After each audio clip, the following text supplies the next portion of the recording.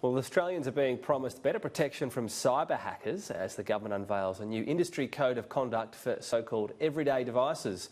Web-connected devices, including smart TVs, watches and home speakers, will all be included in the new code.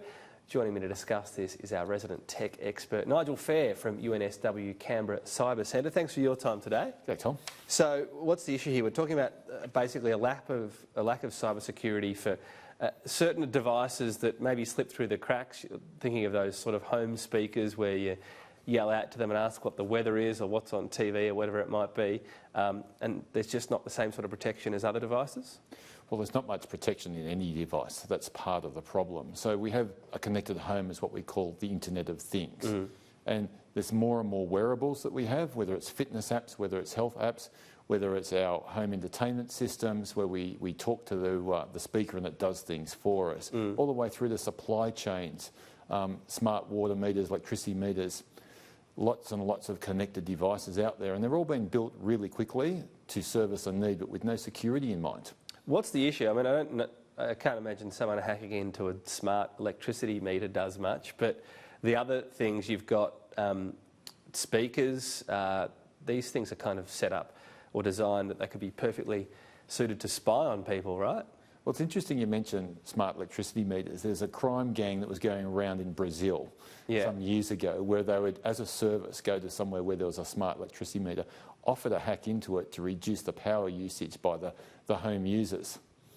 Right, so they'd say, we'll just alter how much electricity you're using, essentially. Okay. So they're built with the firmware, as in the middleware part of it, is completely insecure and there's no password protection or anything around the meter itself. All right. And we have those rolled out in Australia now.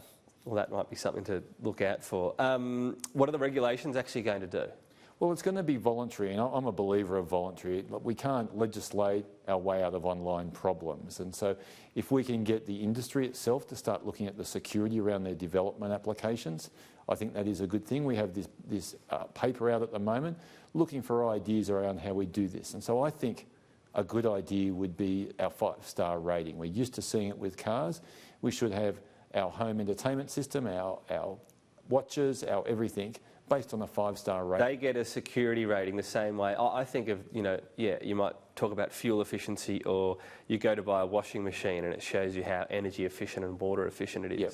That you'd get this for a tech device as well. Yep. So is the government doing that or not? No, at this stage they're just looking for people's ideas of how a self-regulated industry should look at. But we should borrow always from what we do in the real world when we're looking for the online. What raised alarm bells is there's a disclosure, so it's a vulnerability disclosure policy, but doesn't this just bring us back to what we've spoken about? There's a disclosure on your app, everyone skips to the bottom, presses yes and moves on. That's not going to do anything, is it? No, it's not. But this needs to be properly thought out so that when vulnerabilities are discovered, that disclosure is made to people using that, call it that app, that smart home app, and they've got to decide what they're going to do. Are they going to keep using it? Is there a patch available?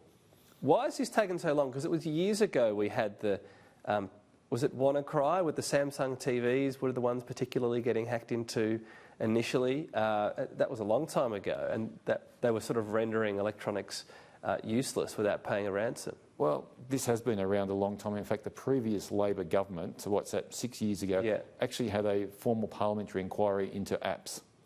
And there was public submissions, there was public hearings, and of course it never went anywhere. So we've been talking about this for quite some time.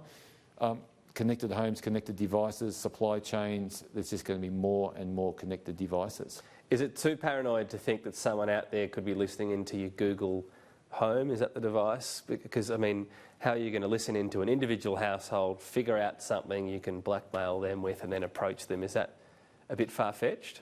I think from a cyber criminal perspective, it's probably a bit far-fetched, but from a marketing perspective, it's here and now today. Keywords, and you say camping 6 times and then camping ads pop up in your Google. Absolutely. Right. Yeah.